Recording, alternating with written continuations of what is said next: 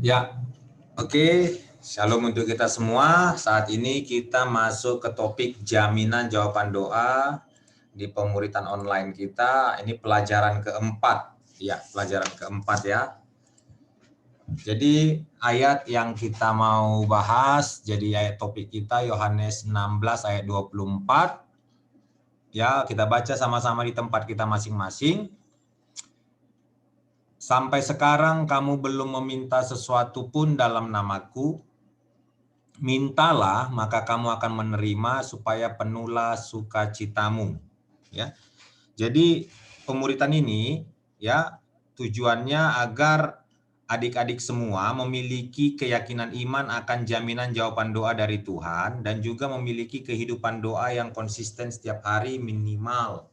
Adik-adik melakukan doa pribadi selama 10 menit.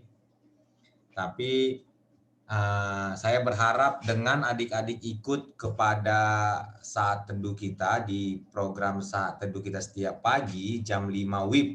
Kalau kalian yang ada di Kalimantan mungkin WITA ya, artinya lebih jam 6 ya mulainya ya, 6 WITA.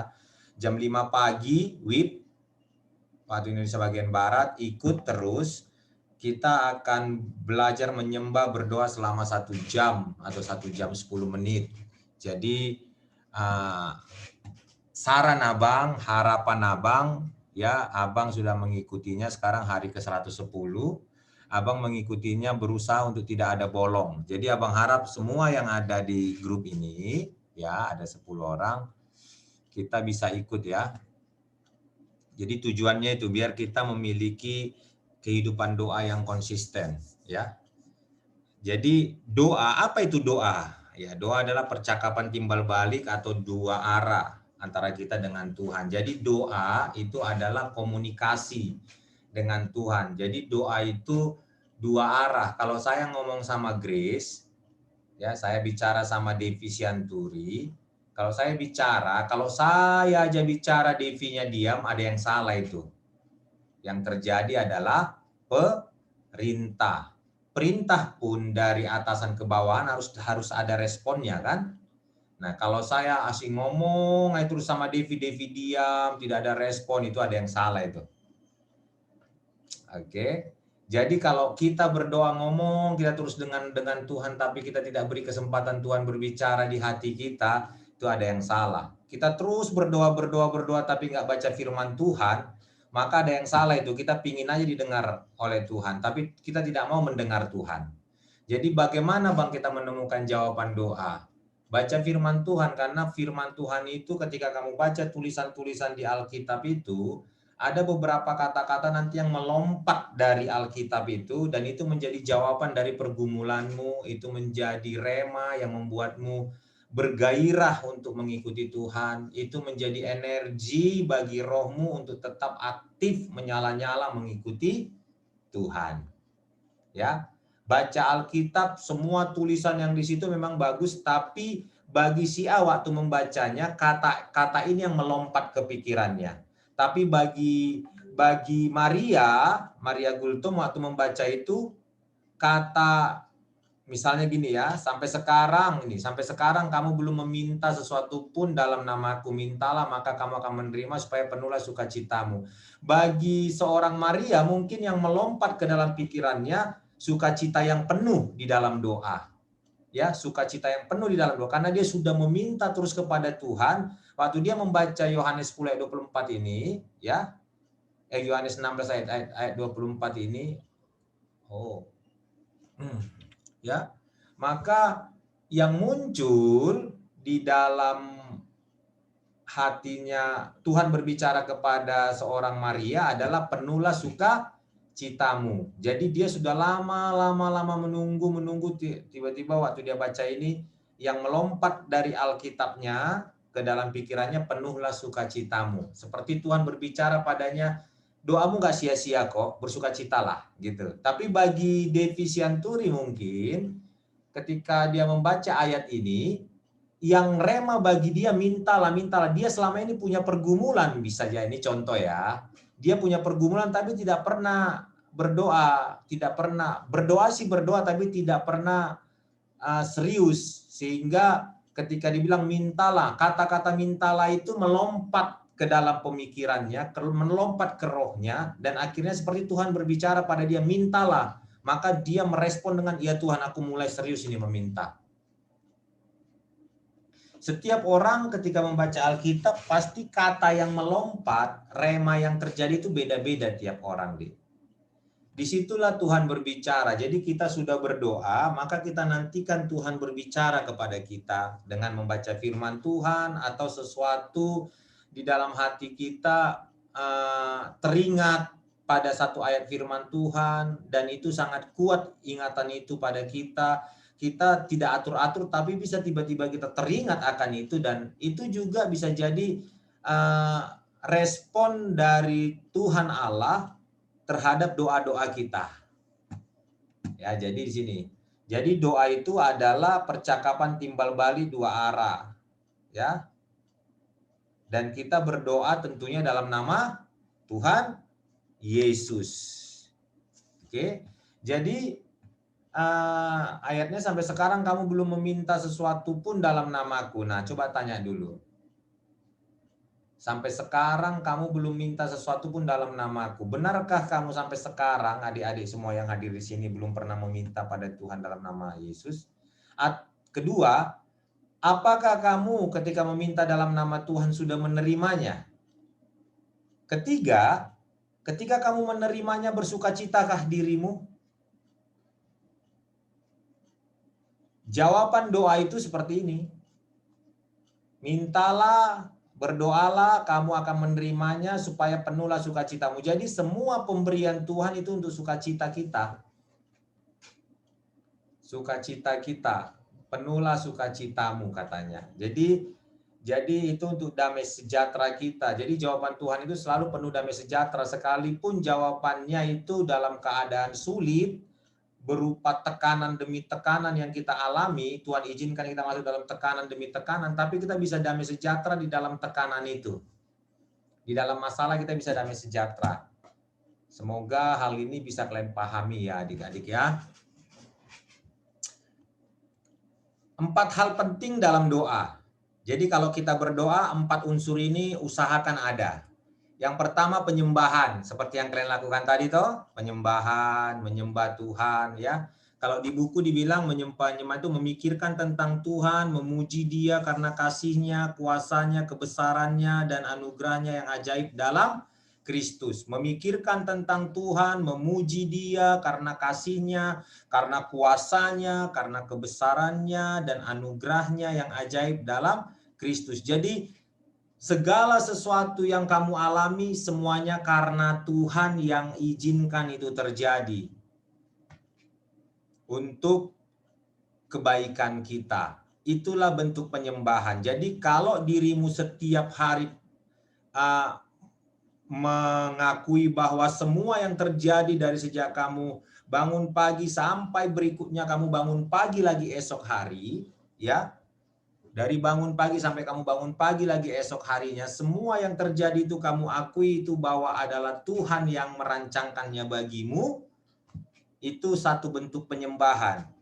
Jadi memikirkan hal seperti itu bahwa itu dari Tuhan, itu penyembahan. Jadi penyembahan itu tidak sekedar seperti tadi, 10 menit, 15 menit kalian menyembah Tuhan, memuji Tuhan, haleluya, ditambah dengan bahasa roh, ya, baru kalian berdoa. Itu penyembahan, betul, itu penyembahan, ya. Tapi lebih luas lagi, ya, penyembahan itu lebih dalam lagi penyembahan itu adalah seluruh aktivitas kehidupanmu. Dalam menjalankan seluruh aktivitas kehidupanmu, dirimu memikirkan tentang Tuhan dan selalu mengatakan bahwa ini terjadi oleh karena Tuhan izinkan dan kamu percaya Tuhan ada di sana. Itulah penyembahan yang sesungguhnya. Itu penyembahan yang sesungguhnya. Ya. Penyembahan yang sesungguhnya adalah detik demi detik yang kita jalani kita berpikir bahwa Tuhan yang izinkan semuanya terjadi pada kita. Pemikiran seperti itulah bentuk penyembahan yang sesungguhnya kepada Tuhan. Jadi penyembahan itu adalah gaya hidup. Penyembahan itu adalah bentuk sopan santun kita, keramahan kita. Itu penyembahan. Yang kedua yang ada dalam doa, pengakuan. Mengakui kepada Tuhan dengan jujur dan rendah hati seandainya dirimu telah berdosa. Sadarilah bahwa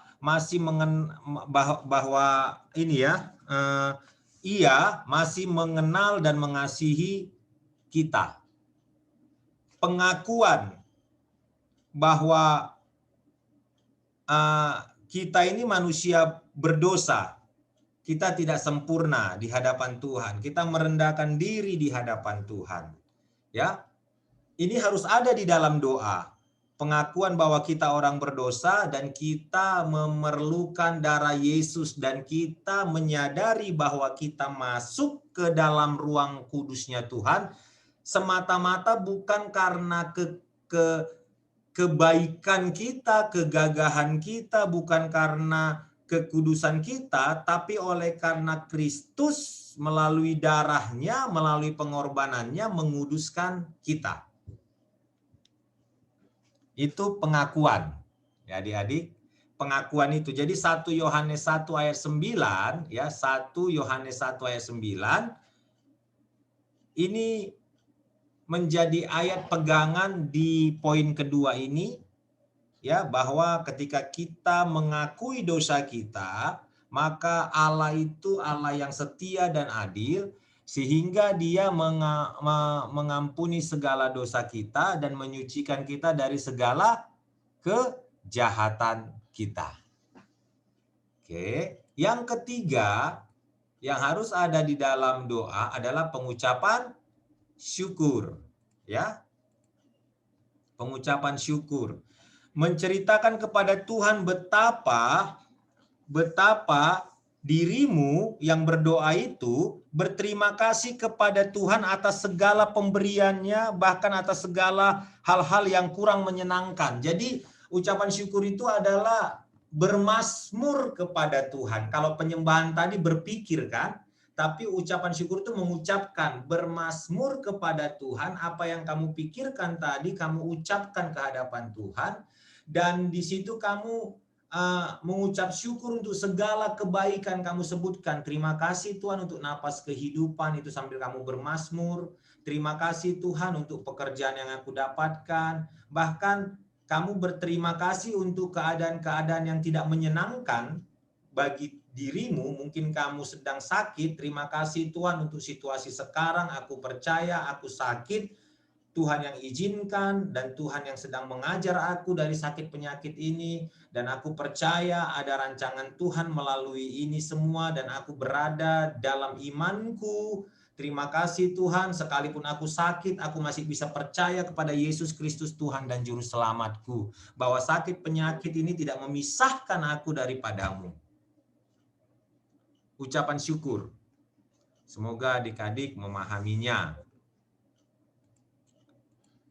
Yang keempat, permohonan, mengajukan permintaan khusus. Pertama-tama untuk kebutuhan orang lain, kemudian untuk kebutuhan diri sendiri. Bisa dibalik, bisa kita untuk diri sendiri dulu, baru untuk orang lain. Itu bagaimana kamu menaruhkan prioritas demi prioritas. Ya, kalau saya lebih cenderung untuk berdoa bagi orang lain dulu, baru saya sampaikan permohonan-permohonan saya secara pribadi. Jadi dalam doa yang keempat hal ini harus ada. Pertama, kamu menyembah Tuhan, berpikir bahwa semua yang terjadi itu campur tangan Tuhan, itu bentuk penyembahan, dan kamu yakini bahwa saat ini pun kamu bisa berdoa itu karena Tuhan. Baru kamu merendahkan diri di hadapan Tuhan untuk dibawa masuk lebih dalam lagi ke ruang kudusnya. Kamu merendahkan diri, mengakui semua dosa dan pelanggaranmu dari detik ini sebelumnya. Kamu akui di hadapan Tuhan. Yang sudah pernah kamu akui, nggak perlu kamu akui lagi. Ya, yang kamu akui apa? Hal-hal yang mungkin terjadi waktu kamu merenungkan apa ya Tuhan ya. Kamu berdoa di malam hari, baru kamu bilang, Tuhan apa ya dari pagi hari di mana aku mungkin punya kesalahan, ingatkan aku Tuhan untuk aku akui di hadapan-Mu. Karena aku tidak lepas dari kelemahan demi kelemahan. Maka Tuhan ingatkan dan kamu akui, iya Tuhan aku tadi salah terhadap si Anu, aku tadi terlampau sombong, maafkan aku Tuhan. Ya, pengakuan. Bang, perlu nggak diakui Bang dosa yang 2 hari lalu? Kalau 2 hari lalu dan kamu sudah akui di hadapan Tuhan, nggak perlu lagi kamu akui. Kenapa? Kenapa? Kenapa nggak perlu diakui lagi? Karena 1 Yohanes 1 ayat 9, ya adik-adik.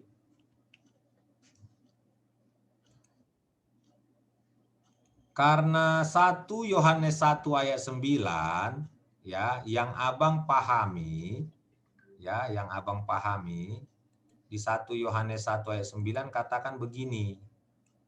Ya.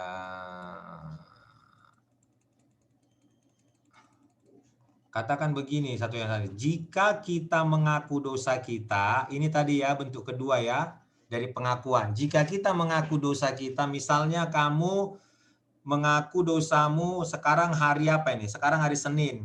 Hari Minggu kamu mengakui dosamu di sore hari.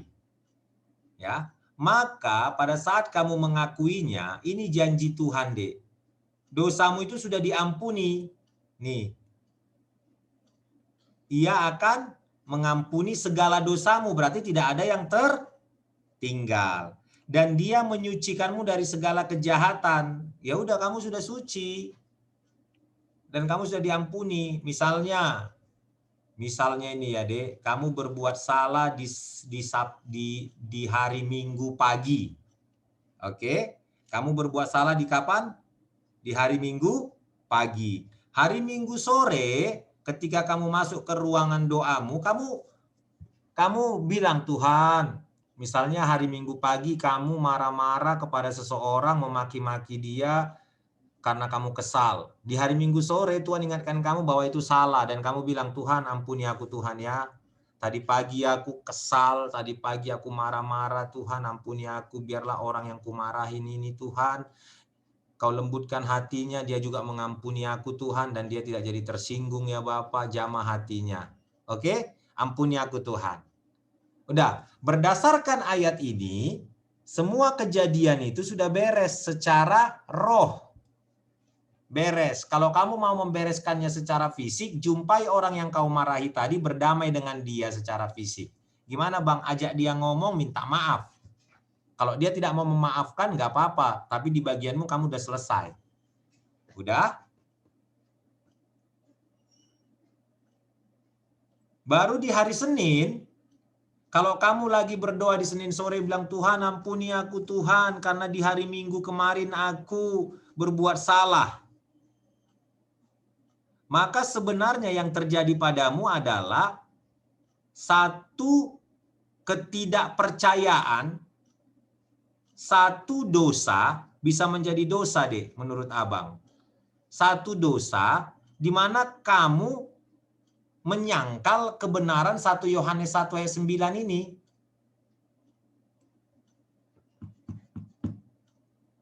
Maria paham?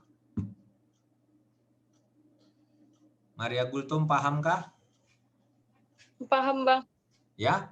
Jadi kalau Maria Gultom lah tadi, Maria lah tadi yang melakukan kesalahan di hari Minggu, dan di hari Minggu sore kamu udah minta ampun, baru di hari Senin sore kamu minta ampun lagi untuk kesalahan di hari Minggu, di hari Selasa sore waktu kamu berdoa kamu minta ampun lagi untuk kesalahan di hari Minggu, di hari Rabu tetap juga minta ampun. Maka yang terjadi di situ adalah kamu terintimidasi, kamu terpenjara, kamu nggak yakin akan ayat ini.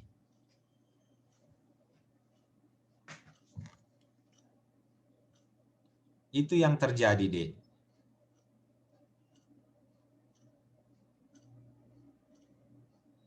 Bentar ya. Ada satu ayat, Mama.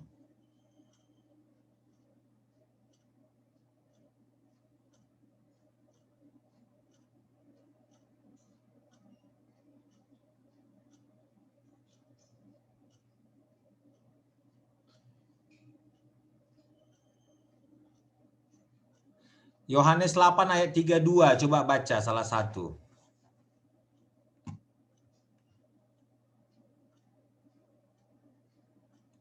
Yohanes 8 ayat 32 bilang begini.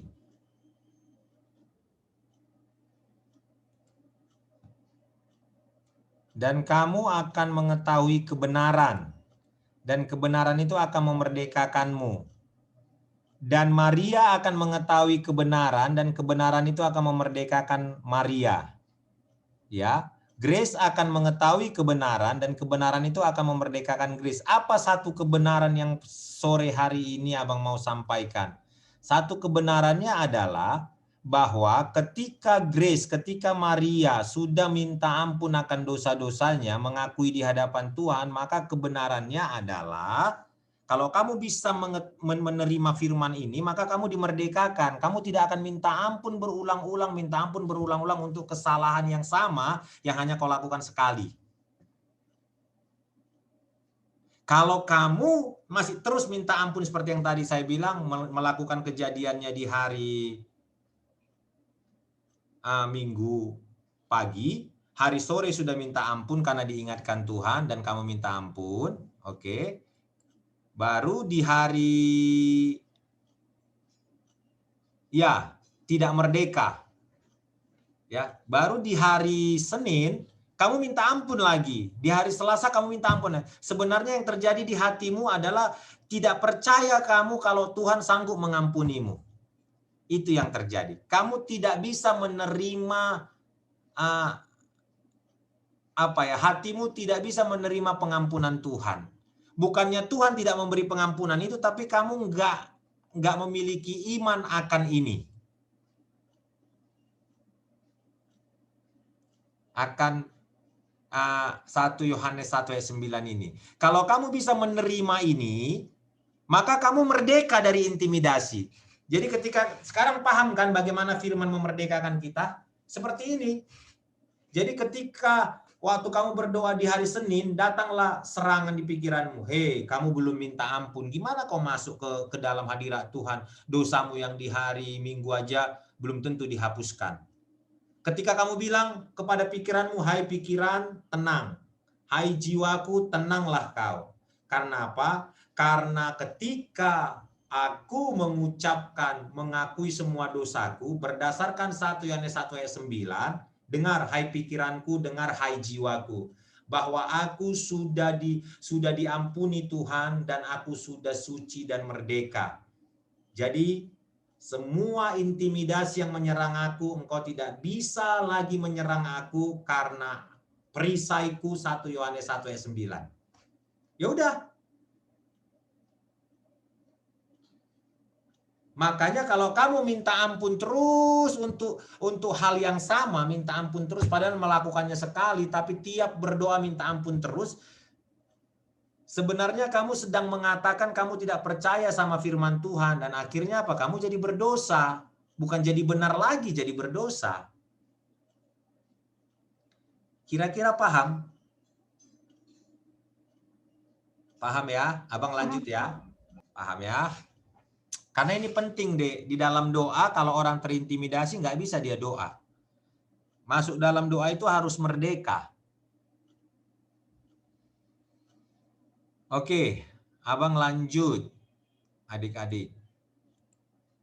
Jadi 4 hal penting dalam doa ya. Jadi 4 hal penting di dalam doa. Mana ini?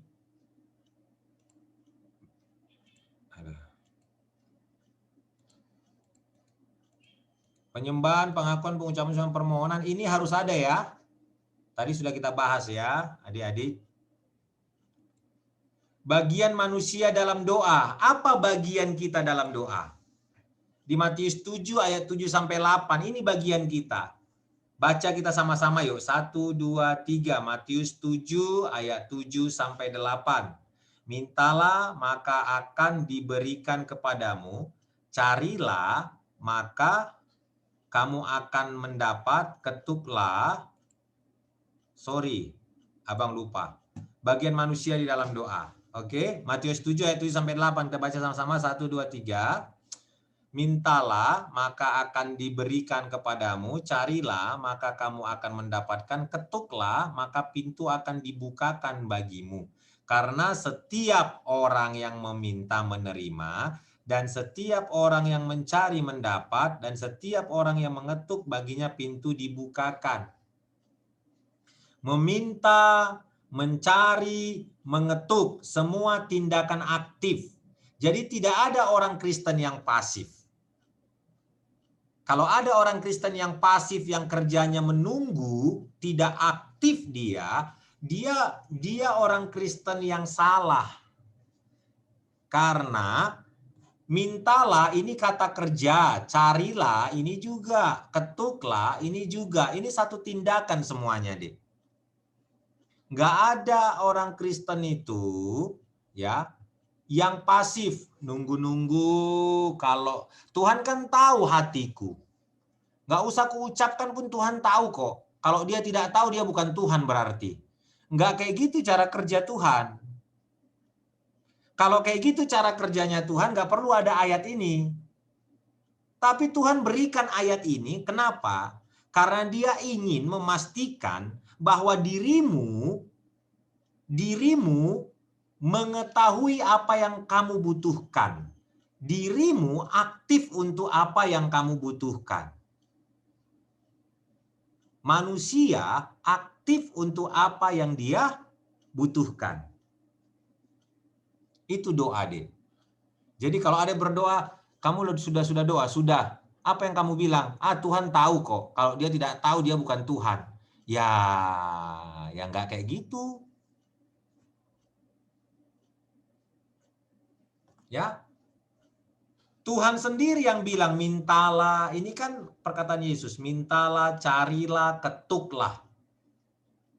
Mintalah, kamu meminta, carilah, kamu bergerak. Nggak ada orang mencari, diam.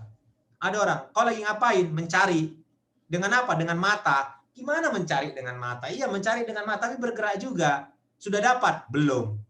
Sudah bergerak? Belum. Tapi aku sedang mencari nih. Nggak ada. Jadi orang Kristen itu rajin. Orang yang berdoa itu rajin. Makanya kalau ada yang bilang, kamu pelayananmu apa? Aku karuniaku doa. Jadi di dalam kamar aja dia seharian. Besok juga di dalam kamar seharian. Keluar hanya untuk makan. Baru lusa di dalam kamar aja dia. Begitulah dia sampai setahun. Dan dia bilang, aku dekat sama Tuhan. Ya gimana itu ya, Dek ya? Menurut kalian gimana itu? Aku ini seorang pendoa, gitu kan? Terus apa yang Bapak kerjakan? Aku berdoa. Ngapain aja, Pak? Aku berdoa, baca firman Tuhan, berdoa, baca firman Tuhan. Terus pokoknya aku di kamar, aku keluar kamar hanya untuk makan. Ke kamar mandi pun, karena kamar mandiku ada di dalam kamar, aku juga situ. Aku pokoknya benar-benar menguduskan diriku khusus untuk Tuhan. Sudah berapa lama, Pak? Setahun. Mau berapa lama sampai Tuhan panggil?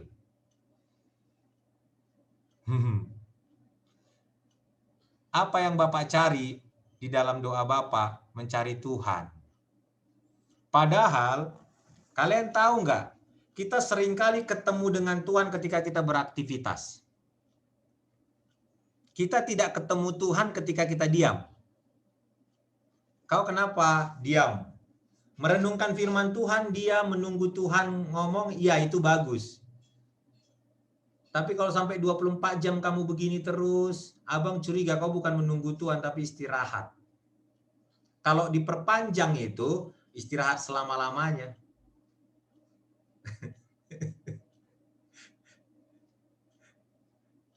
Mintalah, itu iya kita pakai mulut. Carilah, nggak pakai mulut. Lagi ngapain kok? Lagi mencari, tapi merepet dia kemana-mana. Itu nggak mencari itu. Di mananya woi? Di mananya woi? Di mananya? Itu nggak mencari itu buat rusuh. Tuhan bilang kan mintalah, carilah, ketuklah. Itu bagian kita sebagai manusia. Maka pertama mintalah, ya kita berdoa. Tapi itu kan sepertiga.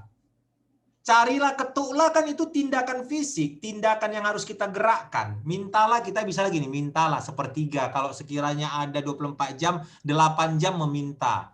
Tapi 24 jam yang lainnya kita aktif. Maka kalau ada, aku sudah berdoa bang, besok ujiannya bagus. Terus apa? Yang penting aku selama 24 jam ini aku berdoa, karena besok ujian semester bang. Pokoknya aku cari Tuhan, nanti Tuhan bicarakan jawabannya. Gak akan dapat itu jawabannya. Karena Tuhan harus adil sama orang yang tidak mengenal dia, tapi belajar tekun. Tuhan harus adil terhadap orang yang rajin, sekalipun tidak mengenal Tuhan. Karena Tuhan adil kan?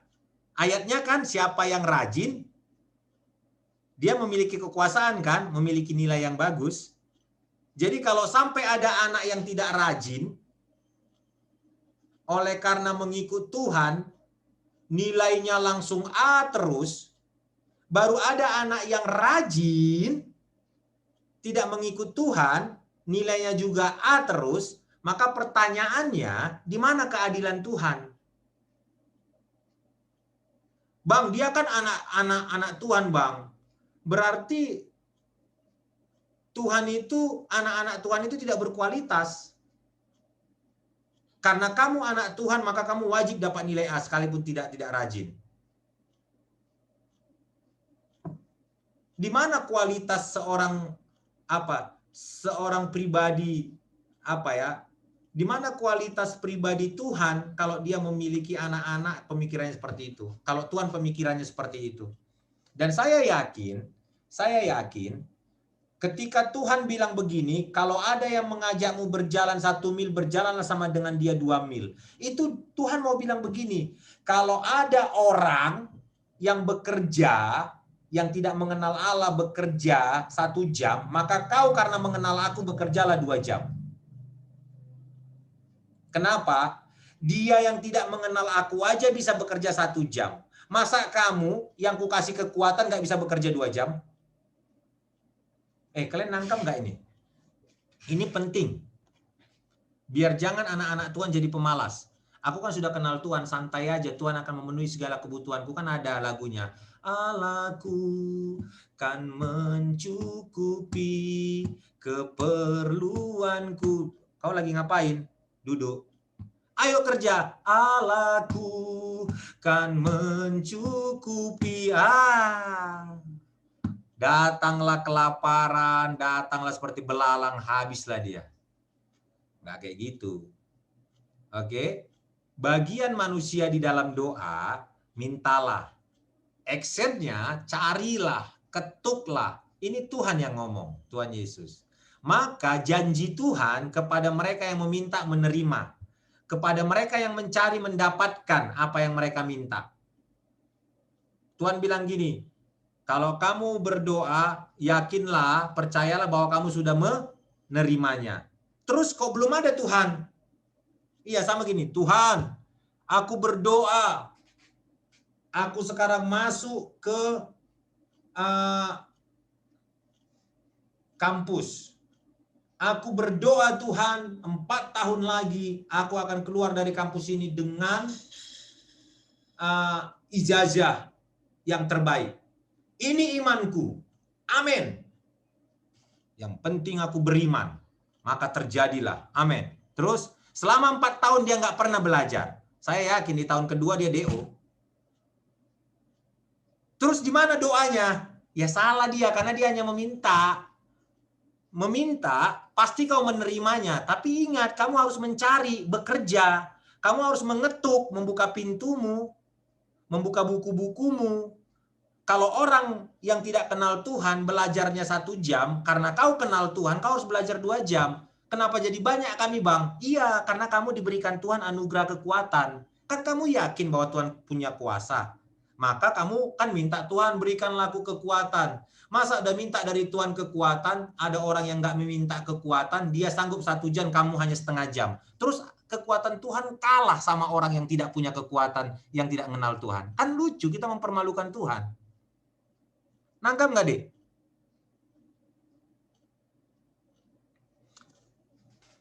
Tuhan, gini, Grace, berdoalah Grace. Tuhan berikanlah aku kekuatan untuk aku bisa mendapatkan nilai yang terbaik. Dah, Grace minta kekuatan. Baru ada orang yang tidak mengenal Tuhan, dia bisa belajar 2 jam. Baru Grace yang sudah berdoa itu hanya sanggup 1 jam. Berarti Tuhannya Grace kalah dengan pemikiran dia yang tidak percaya. Terus ngapainlah Grace menyembah Tuhan kalau kamu minta kekuatan yang sanggup 1 jam? Bagusan kamu seperti dia, tidak percaya, sanggup 2 jam. Ngerti kan? Kalau kamu mengikuti Tuhan, Tuhan bilang, kalau ada yang mengajakmu berjalan 1 mil, berjalan 2 mil. Itu berbicara apa? Oleh karena kekuatanku, kamu bisa melampaui batasmu. Nah, semoga paham ini. Jadi, adik-adik yang ada di grup ini sekarang, ya adik-adik, kamu yang ada di grup ini sekarang, kamu harus sadar bahwa kalau kamu percaya Tuhan itu maha kuasa, maka tunjukkanlah melalui kerja kerasmu. Sampai orang bisa menilai, wah si Grace ini, si Maria ini bisa kayak gini bukan karena dirinya ini. Pasti ada di belakangnya ini. Pasti ini punya simpanan ini. Pasti ada pegangannya ini. Maka ketika ditanya, apa peganganmu Grace? Bagilah, oh ada peganganku. Apa peganganmu? Nih loh, ayat-ayat Alkitab ini peganganku. Tapi coba bayangkan deh. Orang yang tidak percaya belajar 2 jam, kau belajar 1 jam. Kan nggak mungkin orang datang, pasti ada pegangan si Grace ini. Buktinya dia 1 jam, kan nggak mungkin. Karena kamu beda lah, maka kamu, beda dan di atas ya, maka kamu dijadi sorotan orang, maka kamu menjadi terang yang diletakkan di atas gantang. Nangkap ya? Paham kan? Kalau nangkap, tuliskan di chatnya. Paham bang? Kalau belum, biar abang ulang.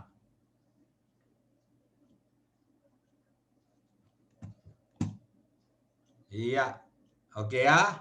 Jadi Grace, Devi, Tia, Maria, ya, Nunut, abang berharap Ade, ya, Jenti, kalian menjadi orang-orang yang paling rajin di kampusmu. Kenapa bisa paling rajin? Karena kamu punya Tuhan yang beri kekuatan.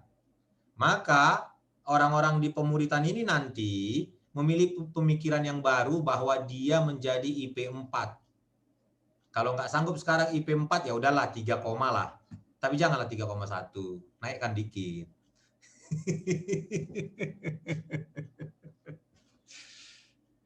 Dulu kami pemikirannya salah deh. Yang penting sungguh-sungguh ikut Tuhan. Jelek pun IP,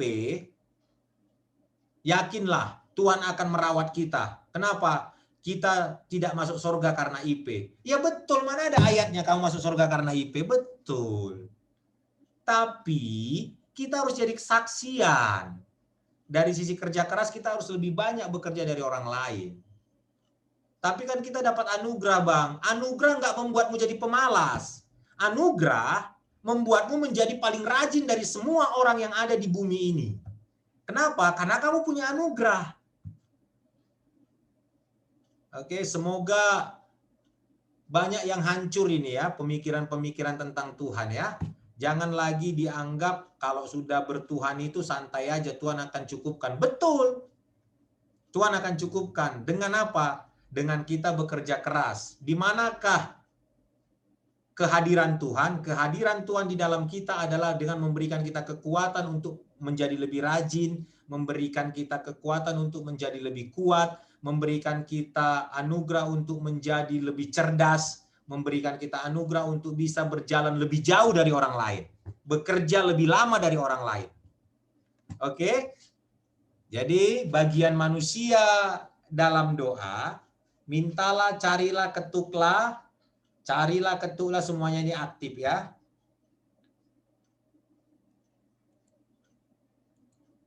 Syarat doa. Oh, kita harus cepat ini ya, udah jam 9:30 kalian ya. Oke. Syarat doa. Yohanes 15 ayat 7. Mari kita baca sama-sama. 1, 2, 3. Jikalau kamu tinggal di dalam aku dan firmanku tinggal di dalam kamu, mintalah apa saja yang kamu kehendaki dan kamu akan menerima. Jadi syarat untuk berdoa itu yang pertama tinggal di dalam Tuhan. Yang kamu doakan adalah firman Tuhan. Tinggal di dalam Tuhan, Tuhan di dalam kita, kita di dalam Tuhan itu berbicara keyakinan kita bahwa firman itu adalah Tuhan dan kita masukkan firman itu ke dalam pikiran kita, kita sejalan dengan firman Tuhan, kita sehati dengan firman Tuhan, kita sejajar dengan firman Tuhan, kita tidak berlawanan dengan firman Tuhan, dan firman Tuhan itu menjadi patokan kita, penjuru kita, dia segala-galanya bagi kita. Itulah tinggal di dalam Tuhan. Jadi yang kamu doakan, kamu bilang begini, Tuhan, masa depanku aman di dalam Engkau. Karena memang Engkau katakan di Yeremia 29 ayat 11. Masa depan yang penuh harapan. Tuhan, aku percaya aku akan sembuh. Karena firman-Mu bilang oleh bilur-bilur-Mu aku sudah dibeli dari semua sakit penyakit. Tuhan, aku percaya tidak ada satu kuasa kegelapan pun yang bisa masuk ke dalam diriku. Karena Engkau sudah menjadi raja dalam diriku. Engkau sudah bersemayam dan Engkau sudah bertakhta dalam diriku. Engkau sudah memasuki diriku dan Engkau hadir bersemayam di sana. Itu semua karena firman Tuhan. Jadi deklarasi doamu ada dasar ayatnya. Pondasinya itu adalah firman Tuhan. Itulah syarat berdoa. Yang kamu doakan itu firman, tidak begini. Tuhan, indah kali langit ini ciptaanmu. Oh, indahnya. Dahsyat Tuhan. Bunga-bunga bermekaran. Wah, berdeklamasi kamu sama Tuhan. Ikan-ikan berenang Tuhan, semua ciptaanmu. Gak sampai-sampai doanya deh. Jadi apa yang kamu doakan dengan tegas? Firman. Tinggal di dalam Tuhan itu berbicara firman Tuhan ada di dalam dirimu dan kamu mempercayai firman Tuhan yang kamu baca itu. Itulah tinggal dalam Tuhan. Kamu percayai firman, maka kamu tinggal di dalam Tuhan. Itu dia. Kalau Tuhan bilang jangan mencuri, maka kamu tidak mencuri. Itulah tinggal di dalam Tuhan. Kalau Tuhan bilang jangan menyontek, kamu tidak menyontek. Ya itulah tinggal di dalam Tuhan. Kalau Tuhan bilang jujur, kamu jujur. Itulah tinggal di dalam Tuhan. Itulah tinggal di dalam Tuhan. Maka orang-orang yang seperti ini, yang kehidupannya tinggal di dalam Tuhan, mintalah apa saja yang kamu kehendaki. Maka kamu akan menerimanya. Kok bisa, Bang? Pasti yang kamu kehendaki adalah yang Tuhan kehendaki juga untuk dirimu. Contoh. Kamu dekat sama papamu. Dekatlah sama papamu. Oke. Akhirnya kamu tahu kalau papamu pingin membelikanmu sepeda. Pingin kali dia membelikanmu sepeda. Baru kamu datang ke papamu. Pak, aku beli sepeda lah. Apa kata bapakmu? Karena kamu minta sesuai dengan apa yang dia ingin berikan, klop apa saja yang kamu minta, kamu akan menerimanya. Paham, Dek? Nah, kalau kamu tinggal di dalam firman Tuhan, maka kamu mengerti isi hati Tuhan, memahami lebih lagi isi hati Tuhan, sehingga yang kamu minta, yang ada di hatimu untuk kamu utarakan, untuk kamu minta, semua yang ada di dalam hatimu untuk kamu utarakan, untuk kamu minta, semuanya itu adalah pemikiran-pemikiran Tuhan. Sehingga waktu kau minta, Tuhan aku minta anak murid, bukankah Tuhan juga ingin kamu memiliki keturunan rohani? Kenapa kamu bisa meminta keturunan rohani? Orang lain mintanya malah minta nilai. Tapi kau mintanya keturunan rohani. Karena apa? Karena kamu tinggal di dalam Tuhan. Kamu terus baca firman Tuhan. Akhirnya kau mengerti rahasia isi hatinya Tuhan. Tuhan ingin keselamatan jiwa-jiwa. Maka Tuhan, berikanlah aku nilai yang terbaik. Agar aku bisa menjadi pegawai di negeri ini Tuhan. Pegawai negeri sipil. Dan aku bisa terangkat Tuhan menjadi menteri ini. Karena aku ingin membuka jalan ke desa ini. Aku ingin membuka pintu penginjilan Tuhan melalui infrastruktur di bagian ini. Kamu meminta karena ujungnya kamu tahu isi hati Tuhan. Tuhan ingin menjangkau suku sana.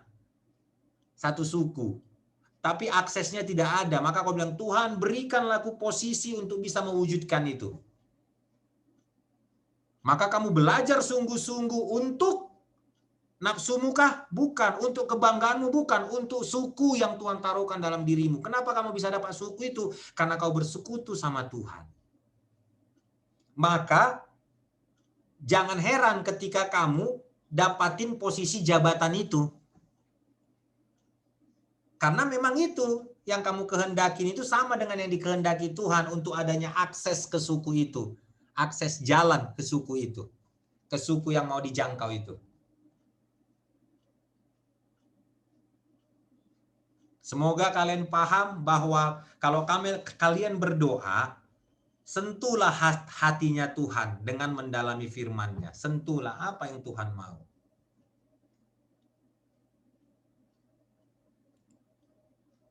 Yakobus 4 ayat 3 sampai 4.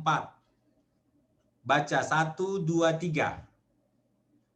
Atau kamu berdoa juga, tetapi kamu tidak menerima apa-apa karena kamu salah berdoa. Sebab yang kamu minta itu hendak kamu habiskan untuk memuaskan hawa nafsumu.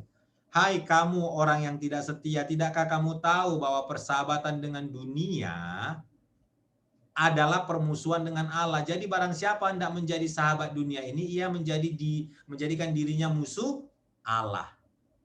Apa ini syarat doa yang kedua apa? Kalau yang pertama tadi tinggal dalam Tuhan, firman syarat yang kedua apa? Jangan berdoa untuk memuaskan nafsumu, keinginanmu, nama baikmu sendiri. Untuk bicara tentang dirimu, ingat para rasul semuanya mati. Bayangkan, bagi pemerintah, semua para rasul itu orang bersalah. Makanya mereka disalibkan. Kan tidak ada orang yang benar tidak disalibkan. Kan mereka semua orang hukuman. Petrus, kenapa disalibkan? Karena dia baik sama pemerintah. Kan enggak. Petrus matinya disalibkan. Terbalik. Kenapa? Karena dianggap oleh pejabat-pejabat setempat dia pengganggu.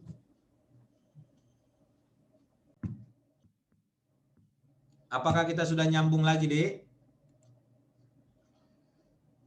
Shalom.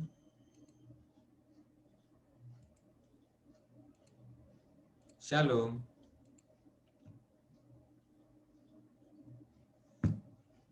Shalom. Sudah, Bang. Sudah ya. Tadi sempat terpotong ya di Petrus.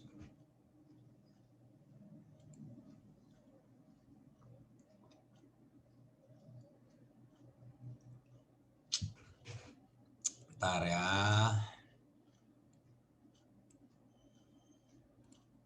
Oke. Jadi jangan meminta untuk kenyamanan apa ya, untuk sesuatu yang hanya memuaskan nafsu. Jangan meminta untuk yang itu. Oke. Karena itu syarat-syarat berdoa. Yohanes 4 ayat 3 kayaknya sudah jelas lah. Kenapa kamu salah berdoa? Doa yang salah itu apa? Doa yang meminta untuk memuaskan hawa nafsu. Udah. Nanti kalau kamu minta sesuatu sama Tuhan, cek itu untuk nafsumu atau tidak. Kalau untuk nafsumu, janganlah mimpi dijawab. Baru kau komplain, aku udah minta sama Tuhan 3 tahun, tak dikasih-kasih. Apa yang kau minta? Jodoh. Ya udah minta lagi lah 4 tahun. Belum juga, ya tahun kelima. Belum juga, cek kenapa kau pingin dapat jodoh. Kalau nggak dapat jodoh, kira-kira bisa hidup nggak? Bisa sih Bang, tapi kan, ya diskusi lagi sama Tuhan.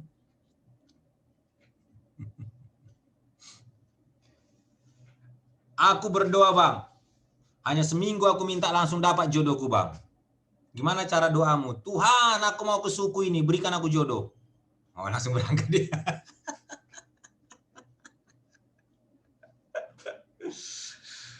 Oke. Matius 21 ayat 22. Syarat doa. Dan apa saja yang kamu minta dalam doa dengan penuh kepercayaan, tentunya dalam nama Yesus ya, kamu akan menerimanya. Ya, baca sekali lagi 1, 2, 3. Dan apa saja yang kamu minta dalam doa dengan penuh kepercayaan, kamu akan menerimanya. Jadi syarat doa itu pertama tinggal di dalam Tuhan, maka kamu akan membangun imanmu, ke Matius 21 ayat 22. Yang kedua, ketika kamu tinggal di dalam Tuhan, maka lambat laun kamu akan terhindar dari meminta yang memuaskan hawa nafsumu. Ya. Jadi kalau seseorang terus membaca firman Tuhan, merenungkan firman Tuhan, dia akan terhindar dari Yohanes 4 ayat 3 sampai 4. Dan dia akan menggenapi Matius 21 ayat 22. Karena iman timbul dari pendengaran dan pendengaran akan firman Tuhan. Jadi kuncinya di Yohanes 15 ayat 7. Oke adik-adik ya. Pahamkah? Kalau paham jawab dulu. Abang lanjut, syarat doa paham. Oke, thank you Grace. Nah, ciri jawaban Allah dalam doa. Gimana sih kalau Allah itu menjawab di dalam doa, ciri-cirinya apa sih Bang? Ya, yang pertama, Yeremia 33 ayat 33. Berdoalah, berserulah kepadaku. Nah ini, maka aku, Tuhan nih ya, akan menjawab engkau. Pertama, Tuhan menjawab engkau dan akan memberitahukan kepadamu hal-hal yang ciri Tuhan apa? Besar dan yang tidak terpahami. Nah, maka kalau kamu berdoa, kenapa yang ku minta Bang? Kok ini yang dikasih Bang? Ya wajarlah, kan memang syaratnya nggak terpahami. Iya kan? Jadi kalau kamu minta dan semuanya bisa kau pahami sesuai dengan keinginanmu semua, jangan-jangan itu bukan Tuhan yang jawab.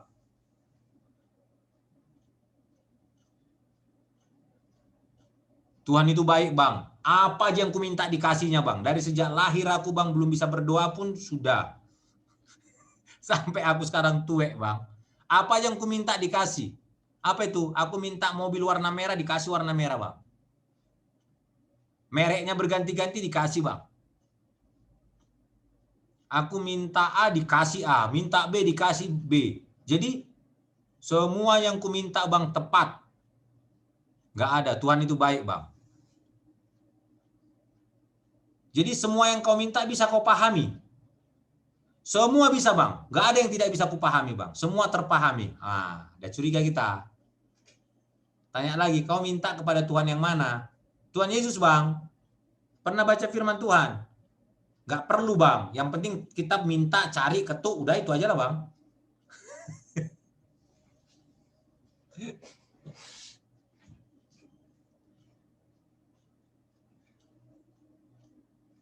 Nggak ada orang yang seperti itu ya. Semua dimintanya dikasih Bang. Nggak ada. Yang sering terjadi adalah hal yang seperti ini. Besar, hal-hal yang sulit terpahami, tapi hal-hal yang besar. Ya, yang kita berpikir kenapa aku minta A, tapi aku menjalani begitu banyak kesulitan. Kesulitan-kesulitan yang kualamin. Tapi kita tidak tahu bahwa Tuhan sedang mempersiapkan seperti Yusuf untuk menjadi hal besar. Ketika sudah menjadi besar, Yusuf bicara kepada saudara-saudaranya. Bukan kesalahanmu aku bisa sampai di sini. Tuhan merancangkan, kamu memang merancangkan yang jahat padaku, tapi Tuhan merancangkan yang baik. Tuhan yang memerintahkan aku mendahului kalian untuk sampai di sini agar aku bisa menjaga satu bangsa yang besar. Tapi prosesnya jadi budak dan dipenjara. Tapi Yusuf mendapatkan mimpi yang besar. Seakan-akan dia bisa pahami, semua menyembahku katanya. Ya kan?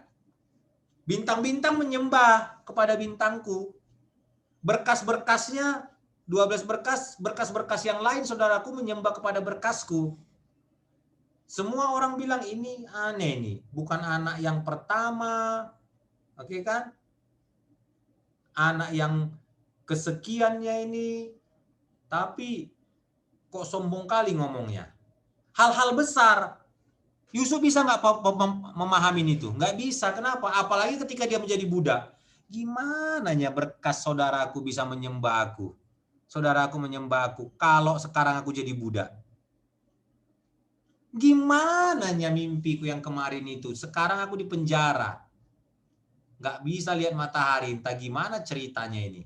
Aku bakal berkas saudaraku bakal menyembah aku. Di mana ceritanya ini aku sekarang jadi budak? Mereka orang bebas. Aku orang terpenjara. Nggak terpahami hal yang besar. Tapi begitulah cara kerja Tuhan. Sampai di ujungnya Yusuf mengeluarkan kata-kata, Tuhanlah yang menyuruh aku mendahului kalian. Yang jahat kalian rancangkan, yang baiknya yang Tuhan rancangkan. Ya. Untuk menjaga satu bangsanya aku diproses dulu ke bawah. Agar apa? Karena ada hal yang besar yang harus aku lakukan. Tapi aku harus diproses dulu di bawah. Ketika kamu berdoa, tapi yang kamu dapatin ketika kamu berdoa malah lebih parah. Makin berdoa makin parah. Jangan pernah bilang begini, sia-sia kita berdoa. Gak ada Tuhan itu. Kenapa makin parah? Jangan. Siklusmu siklus Yusuf. Paham ya adik-adik ya? Ya? Ya ini ciri-cirinya salah satu. Yang kedua, Efesus 3 ayat 20. Baca 1, 2, 3. Bagi dialah yang dapat melakukan jauh lebih banyak daripada yang kita doakan dan pikirkan seperti yang ternyata dari kuasa yang bekerja di dalam kita. Jadi ciri jawaban Tuhan apa? Ya memang jauh lebih banyak. Firman Tuhan bilang pikiranmu dan pikiranku, jalanmu dan jalanku, oh beda sekali kata Tuhan. Ya. Begitulah cara kerjanya Tuhan. Tuhan, kasihlah aku. Kasihlah, kasihlah, kasihlah. Terus minta begitu. Tapi kok nggak dapat-dapat Tuhan. Tuhan ini ada atau tidak sih?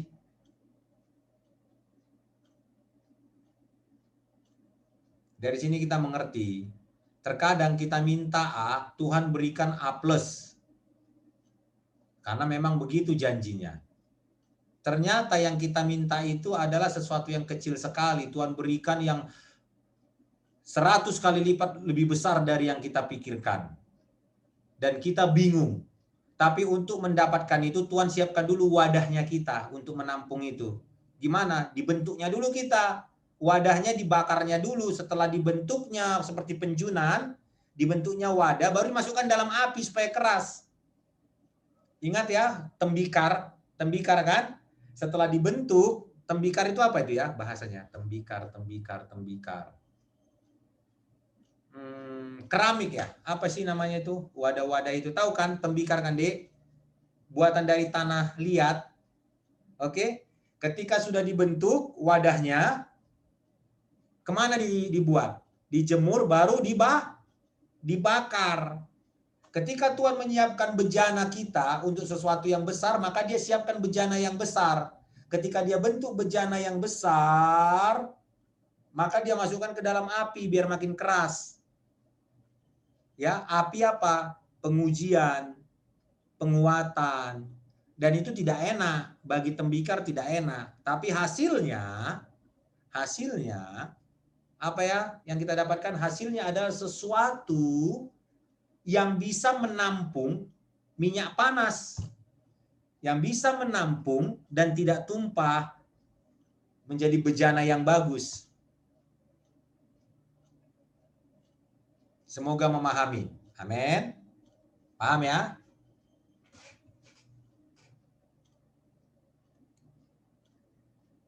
Baru halangan dalam menerima jawaban doa. Nah, ini dia. Tadi kita sudah bicara syarat, ciri-ciri jawaban doa. Halangannya apa? Nih, Yesaya 59 ayat 1 sampai 2. Kita baca 1, 2, 3. Sesungguhnya tangan Tuhan tidak kurang panjang untuk menyelamatkan dan pendengarannya tidak kurang tajam untuk mendengar. Tetapi yang merupakan pemisah antara kamu dan Allahmu ialah segala kejahatanmu dan yang membuat dia menyembunyikan diri terhadap kamu sehingga ia tidak mendengar, buka kurung doamu, seruanmu ialah segala dosamu. Jadi kalau kamu punya kebiasaan-kebiasaan buruk, tinggalkan.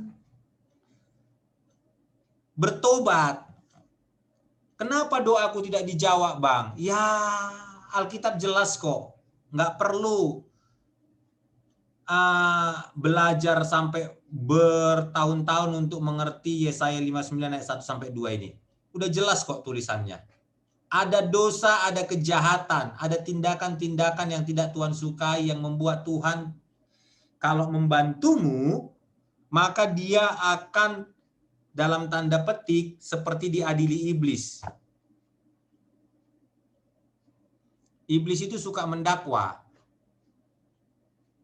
Dia pikir Tuhan melindungi Ayub karena apa ya? Ayub itu tidak berdosa karena perlindungan Tuhan. Ayub itu tidak memaki-maki Tuhan karena dapat yang senang-senang. Ya, maka itulah kerjaan si iblis. Kalau di kitab Ayub 1, dia bilang kan, maka iblis berdialog sama Tuhan. Nah, coba lihat dulu ini deh. Kayaknya Bang harus ke sini sebentar. Kita sampai jam berapa ini?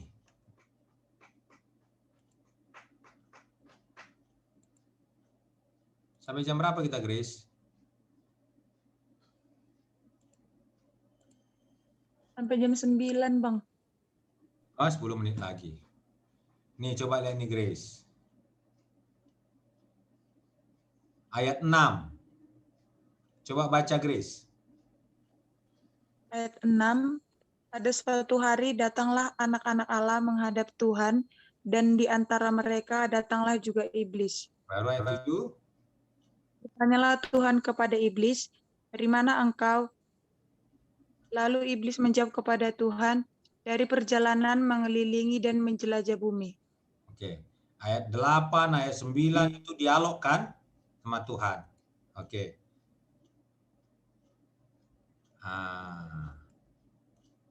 Ada yang unik di sini kan? Kita seringkali doa kan, aku tengking iblis gitu kan dari ruangan ini. Oh, sering kan? Ku tengking, ku bersihkan iblis dari ruangan ini. Tidak boleh ada dia di sini. Baru hadirat Allah hadir. Maka iblis tidak bisa hadir. Tapi di sini iblis ngomong-ngomong ya sama Tuhan.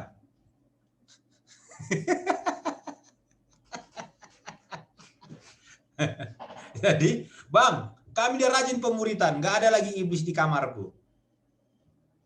Di sini kayaknya anak-anak Allah ngomong-ngomong lah sama Tuhan, pemuritannya langsung sama Tuhannya. Tapi nimbrung si iblis.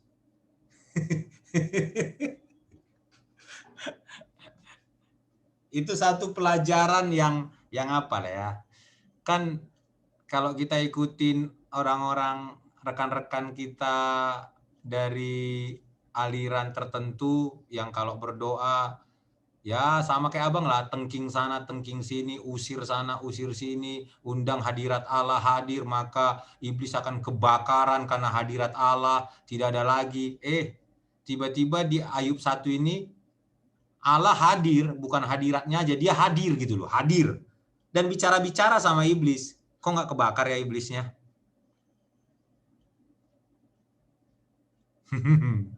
Ya semoga sesuatu nih ya membuka pikiran kalian, menggelitik. Berarti selama ini ku usir iblis dari kamar ini, ku undang Tuhan. Di sini iblis sama Tuhan ngomong kok. Berdialog. Jangan-jangan ya iblis sama Tuhan bercerita, Tuhan membanggakan si Grace atau si Ade. Bliss, nggak kau lihat itu si Ade rajin pemuritan. Nggak kau lihat tuh si Grace membentuk. Datang iblis. Tuhan, coba kau susahkan dulu mereka berdua. Jangan-jangan mereka meninggalkanmu. Datang Tuhan. Ya oke lah. Bolehlah kau susahkan mereka dari hartanya, tapi jangan kau sentuh tubuhnya ya. Oke, turunlah iblis. Disusahkanlah kamu, diizinkan Tuhan. Nah, kamu tetap setia. Ini ceritanya Ayub ini kan. Terjadi pada kita gitu kan, pada Ade dan Grace. Baru di ayat 2. Pada suatu hari datanglah anak-anak Allah menghadap Tuhan. Dan di antara mereka, nimbrung si iblis, datang juga iblis untuk pemuritan. Dia mau ikut pemuritan juga. Oke? Maka bertanyalah Tuhan kepada iblis. Jadi Tuhan tidak bertanya kepada anak-anak Allah. Senang dia ngomong-ngomong sama si iblis ini. Kenapa dia senang ngomong? Karena dia mau membanggakan anak-anaknya. Dia mau membanggakan si Grace sama si Ade. Bliss. Tuh, sudah kau susahkan si Ade sama si Grace, si Maria. Tidak kan? Sudah kau ambil ijazahnya, stres dia. Tidak kan? Dia tidak menyangka lakukan. Sudah kau ganggu-ganggu dia. Ada sedikit kecelakaan terjadi. Hilang motornya, hilang handphonenya. Banyak yang terjadi. Tapi dia tetap tuh setia. Datang iblis. Tuhan, coba kau kasih aku menjamah tubuhnya. Ku buat dia punya sakit penyakit. Disangkalnya kau. Ya udahlah. Buatlah. Tapi jiwanya milikku ya. Maka kulit ganti kulit, apa yang terjadi sama si Ayub? Korengan, penyakit. Nangkap nggak kalian dari cerita Ayub 1 sama Ayub 2 ini betapa Tuhan sangat bangga pada manusia yang taat. Dia akan banggakan itu kepada iblis. Tuh lihat tuh. Dia nggak kayak kau, iblis. Apa? Kau itu pemberontak. Nggak taat kau sama aku. Coba lihat si Ayub itu, taat sama aku. Coba lihat si Ade itu, si Grace, si Maria itu, si Nunut. Taat sama aku, rajin dia pemuritan. Nggak kayak kau. Datang punya maksud yang aneh-aneh. Gitulah kan. Jadi kalian paham kan? Bahwa adalah pemikiran baru sekarang kan. Kalau kau tengking sana, tengking sini. Fokus aja lah kepada Tuhan. Karena dari kitab Ayub ini kita tahu bahwa Tuhan itu bangga kepada anak-anaknya yang taat. Dibanggakannya itu kepada iblis. Ya. Jadi kalau kita taat, ya ini kan pengetahuan baru bagi kalian. Selama ini kan tengking sana, tengking sini. Tuhan hadir, iblis tidak akan hadir lagi karena Tuhan hadir di sini. Rupanya iblis sama Tuhan ngomong nih. Oke, abang tidak mau membahas yang itu. Abang mau fokus membahas yang ini. Oke, kembali kemari. Jadi, dosa yang membuat kita tidak bisa berdoa atau doa kita tidak sampai ke takhta Allah. Ya, bukannya Tuhan tidak sanggup, bukan, tapi dosa yang menghalangi. Itu ayatnya jelas kan? Membuat Tuhan menyembunyikan diri dari kamu sehingga ia tidak mendengar doamu, ya segala dosa. Jadi, apa yang harus kita lakukan? Poin yang kedua tadi, akui dosanya di hadapan Tuhan, tinggalkan dengan melakukan pertobatan. Oke? Itu halangannya. Yang kedua, ada niat jahat dalam hatimu, tentulah tidak mau mendengar. Tuhan tidak mau mendengar doamu.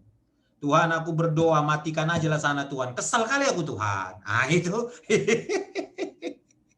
Aku udah berdoa, musuhku itu, aku Tuhan, diambilnya pacarku Tuhan. Kalau bisa Tuhan, buat mereka putus jambak-jambakan. Pokoknya botaklah mereka Tuhan, buatlah.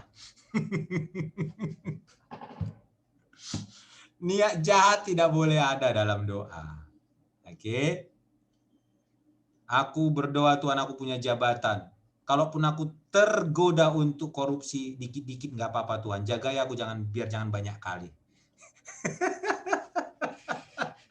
Gak dapat itu. Kan orang itu banyak, aku sedikit aja Tuhan. Karena aku ingat Kau. Gak akan aku sejahat-jahat mereka. Waduh, udah bahaya itu.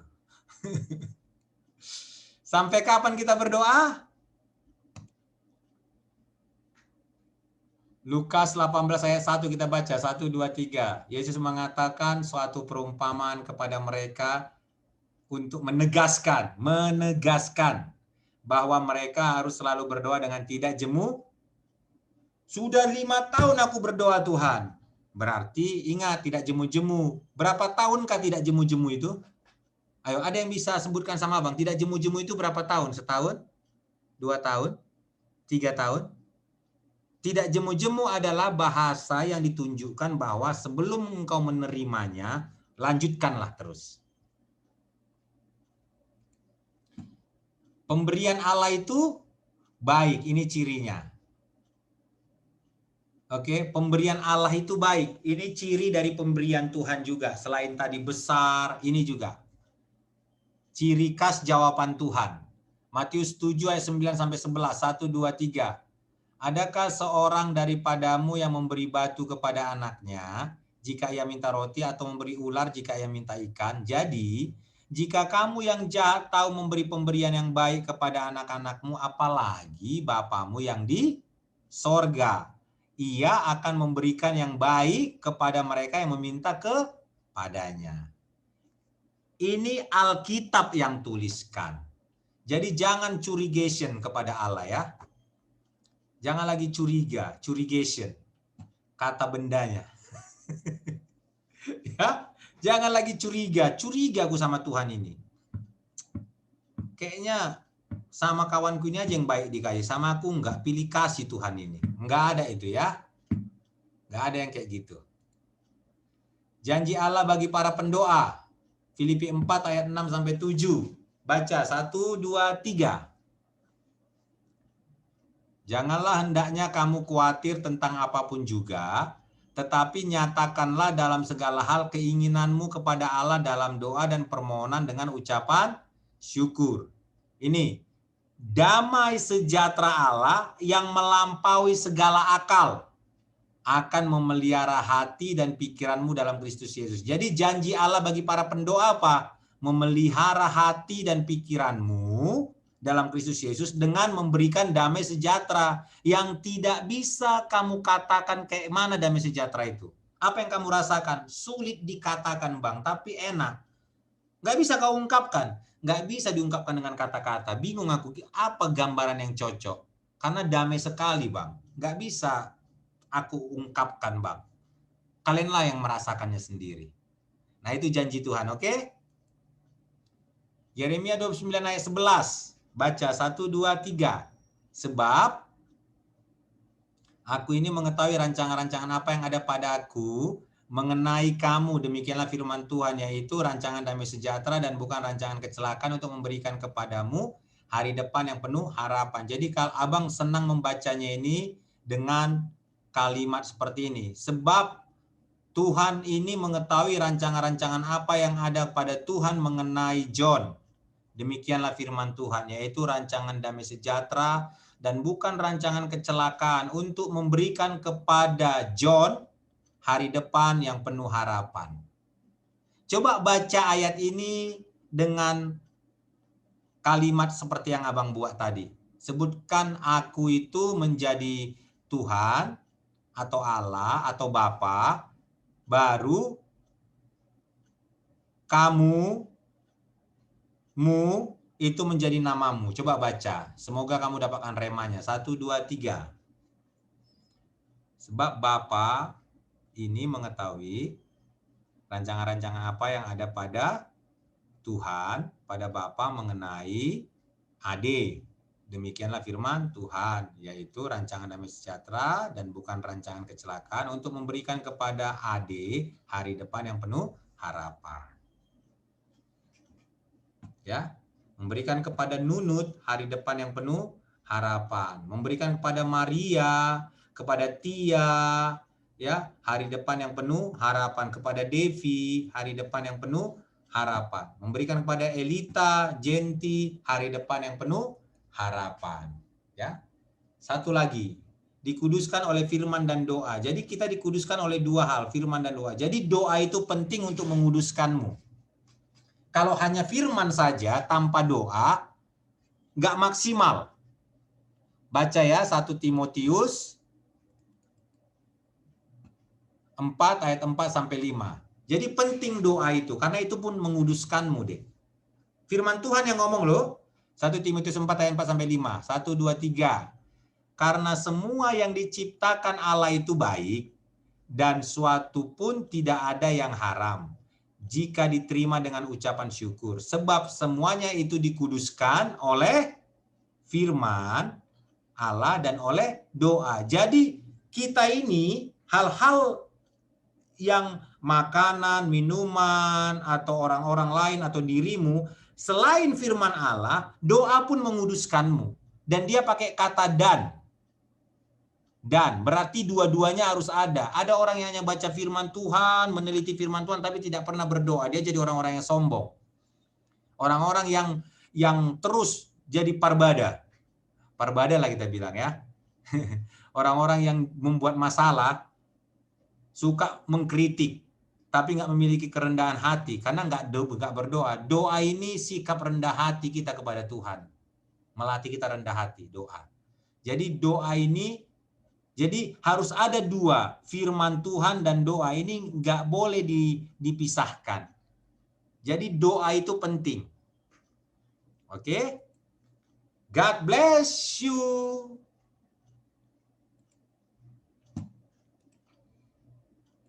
Oke. Abang sudah selesai. Paham semuanya kah? Abang mau tahu responnya dulu. Sampai sejauh ini pahamkah kalian adik-adik yang terkasih?